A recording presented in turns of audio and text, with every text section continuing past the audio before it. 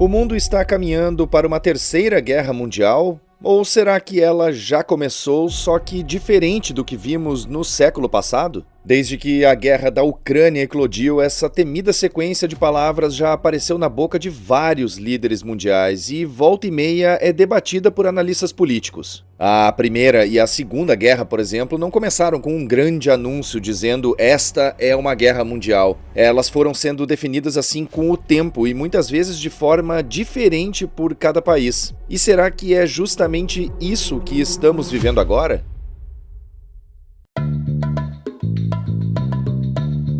E está no ar o DW Revista, podcast produzido pela redação brasileira da DW, publicado todas as sextas-feiras no YouTube e em plataformas de áudio como o Spotify. Eu sou o Guilherme Becker, em Bonn, na Alemanha, e nesta edição eu converso com a internacionalista professora de Relações Internacionais da Universidade Federal de Santa Catarina, Camila Faix Vidal.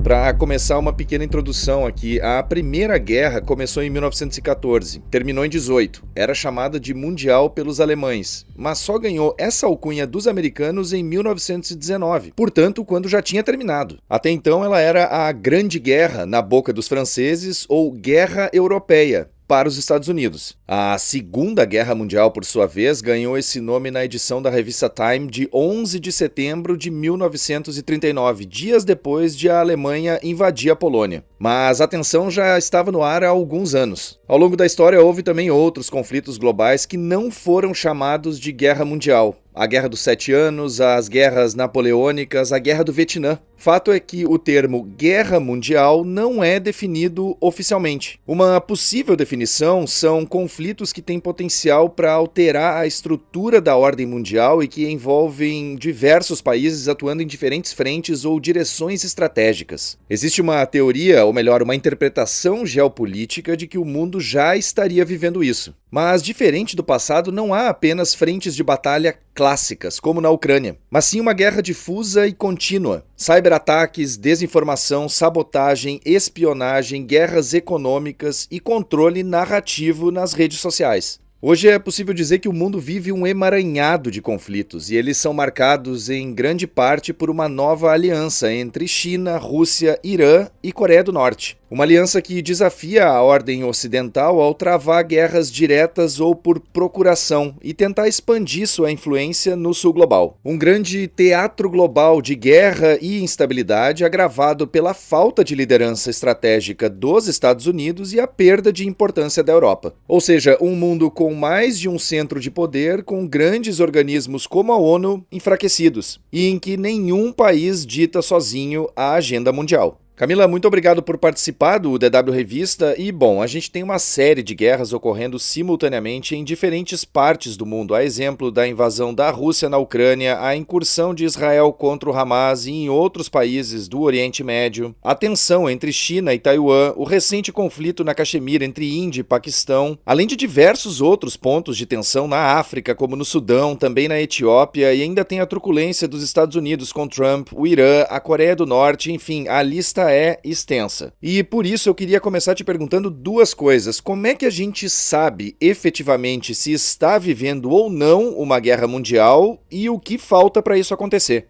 Assim, é difícil a gente cravar, né, que é uma terceira guerra mundial, que já estamos vivendo, que vamos viver, porque eu acho que, diferentemente das anteriores, a gente está num cenário que é bastante diferente, né? Então, assim, a depender da leitura que se faça, a gente pode dizer que sim, que já estamos num tipo distinto de uma terceira guerra mundial, meio que a conta-gotas, assim, no sentido perene e pulverizada em vários conflitos, né, ao mesmo tempo, com diversas frentes. Então seria uma guerra distinta, mas que sim, já estaria acontecendo. Ou também eu posso dizer que não, esse na realidade é o novo normal, né, assim, esses períodos de tensões, eles são recorrentes na história. Eu tenho muita dificuldade em cravar, assim, porque se a gente for cravar que é uma guerra, de fato, ela é completamente diferente do que temos até então, né, historicamente. Então a gente teria que colocar isso em perspectiva. O que eu acho é que, de fato, assim, assim, a gente está tendo guerras simultâneas, né? Você mencionou ali a Ucrânia, né?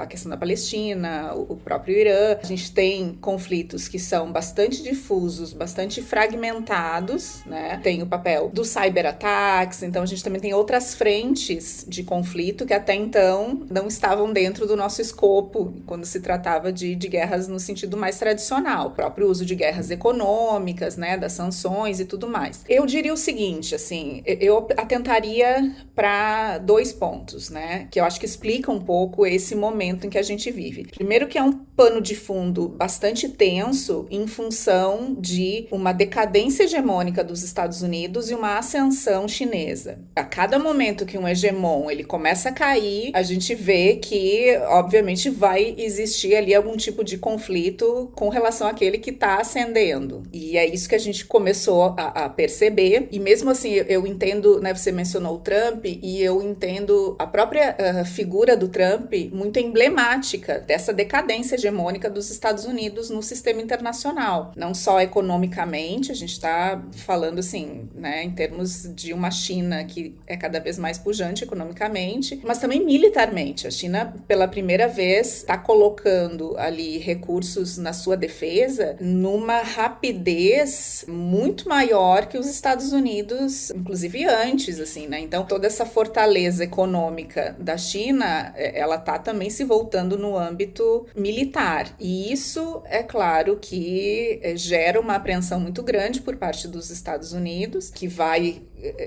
já está, na realidade, pensando em como fazer uma contraofensiva ali na Ásia, né? Já está pensando em se usar de talvez bases militares ali na região e estabelecer parcerias com outros países ali, Filipinas, Indonésia e tudo mais. E o segundo ponto é o próprio desenvolvimento da revolução tecnológica, que nos possibilita essas variadas frentes de conflitos fragmentados no âmbito econômico, mas também no âmbito informacional. Então, a gente está falando de cyberataque, mas a gente está falando também de guerra de informação, de fake news, né? E tudo isso só possibilitado por conta de um aprofundamento dessa revolução tecnológica, de um aprofundamento da própria globalização, como esse pano de fundo. Então, ou seja, a gente está tendo decadência de um hegemon em meio justamente à revolução tecnológica, aprofundamento da mesma. Então, a coisa obviamente não vai ser boa, assim, a gente não vai sair ilesos disso tudo, eu imagino, né?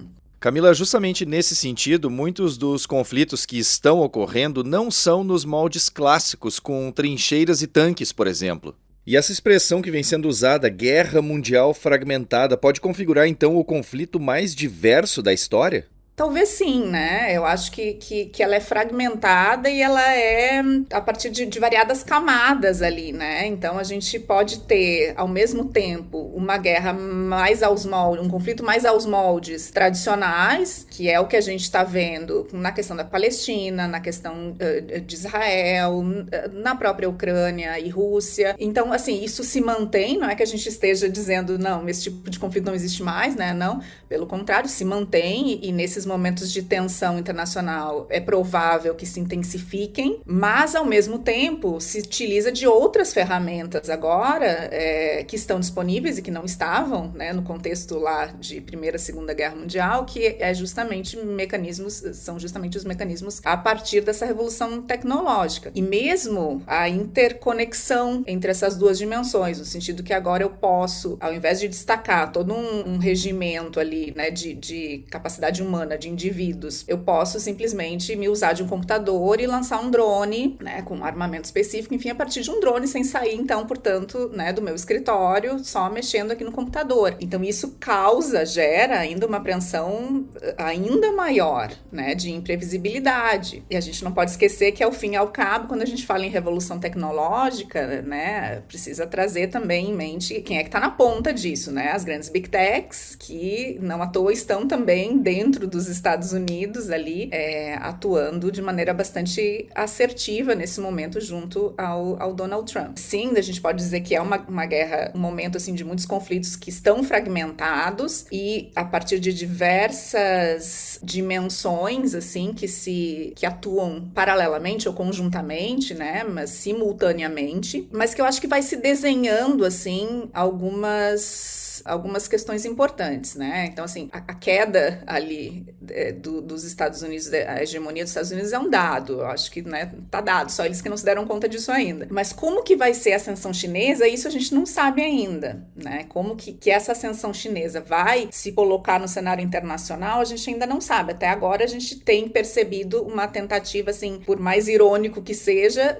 da China se colocar como a grande porta-voz ali do multilateralismo, né? E os Estados Unidos o contrário. Então, assim, os papéis se reverteram, né? Então, é um momento de transição. E como todo momento de transição no cenário internacional é caótico, né? A gente tá, assim, tateando no escuro. As fake news, Camila, compõem conflitos e tensões por meio da guerra de informação. Mas o que tem de diferente nesse sentido agora? Eu acho que sempre existiram fake news, assim. O que a gente sempre viveu esse tipo de guerra de informação e de uso da propaganda, sobretudo durante a Guerra Fria, isso é muito claro. Aqui para nós, na América Latina, na Europa Ocidental, também por parte dos Estados Unidos, né? E claro, da União Soviética fazendo também a sua guerra informacional e a sua propaganda. Então isso não é nada novo. O que é novo, de novo, é o alcance que isso se tem hoje, justamente por conta da revolução tecnológica. Então, se antes eu tinha que acessar um jornal, ou ver na televisão, ou, sei lá, uma propaganda num cinema, hoje não. Hoje eu abro meu computador e tá ali, tá na minha rede social. Então, o alcance disso, a disseminação disso, obviamente, hoje é infinitamente maior. Ainda que sempre tivemos isso, é uma constante, não é nada novo, as fake news não foram inventadas hoje, né? Mas o fato de que agora, com base no uso realmente dos computadores e na disseminação tão rápida, né? Eu acho que tomou uma dimensão muito maior. Então é muito mais fácil hoje conduzir uma guerra informacional e conduzir, inclusive, atuações, né, de intervenção externa a partir disso, né, do uso de uma determinada propaganda e de fake news, de mentiras, enfim, para justificar uma determinada política ou a manutenção de uma determinada política, né?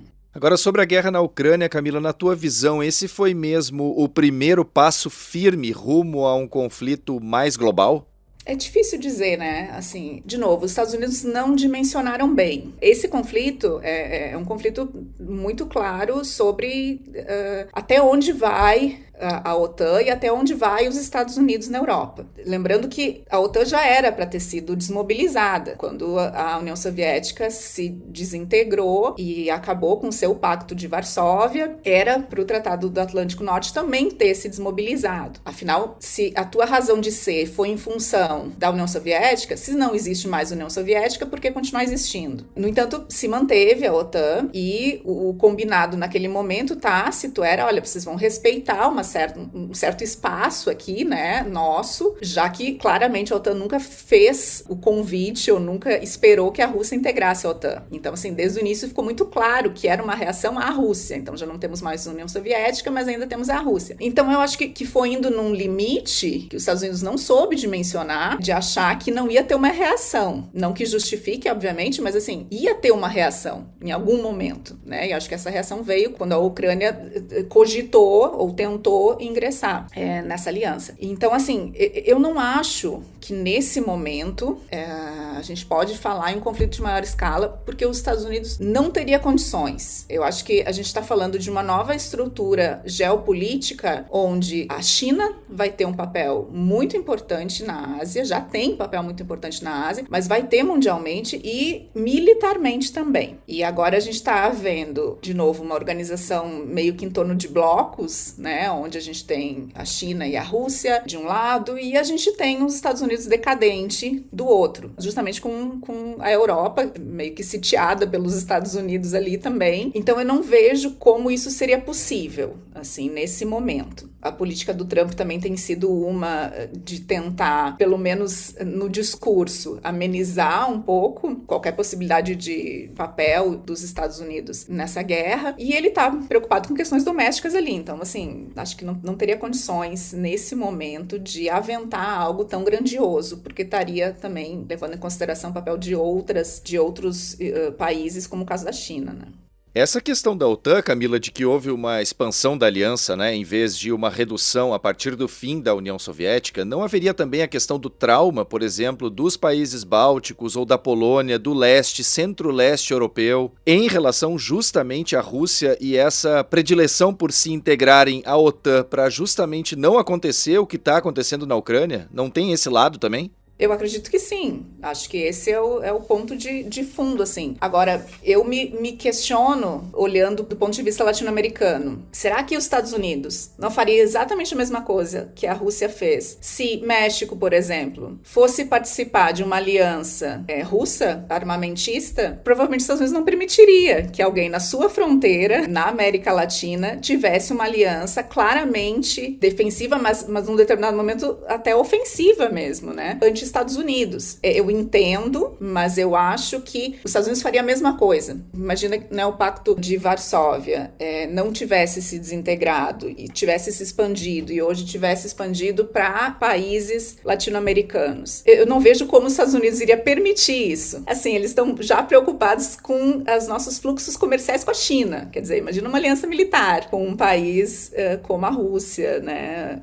Mas a diferença não estaria no fato de que isso não aconteceu e de que a Rússia foi muito opressora para os países do centro-leste europeu? Não que os Estados Unidos também não tenham sido opressores ao longo da história, obviamente. Inclusive militarmente aqui com a gente, né? Todas as intervenções que a gente teve durante a Guerra Fria na América Latina, lembrando que assim, a Guerra Fria não foi fria pra gente, foi uma guerra quente. A gente vivenciou a guerra dentro dos nossos países e com o papel e com a atuação dos Estados Unidos. Não fosse Estados Unidos, a gente não teria os nossos regimes militares que duraram anos aqui, né? Mas assim, a gente não pode falar do que não aconteceu, né? Então, de fato, o Pacto de Varsóvia não continuou. Eu acho que existia naquele momento uma tentativa da Rússia de ser vista como diferente e que, portanto, ia abdicar disso. E acho que os Estados Unidos não dimensionou bem, né? E isso, assim, o Mearsheimer, que é um neorrealista, que é uma pessoa que eu não posso dizer que é um liberal, enfim, ele é um neorrealista clássico, assim. Ele já vem dizendo desde o fim da Guerra Fria, né? Ele vem comentando de que, bom, acabou a Guerra Fria, acabou a União Soviética, agora a gente tem que também acabar com essas ferramentas que a gente usou para combater a União Soviética, inclusive a OTAN. Então, eu acho que é complicado, assim, né? Mas eu não vejo como os Estados Unidos, nesse momento, ampliar o seu papel ali, porque,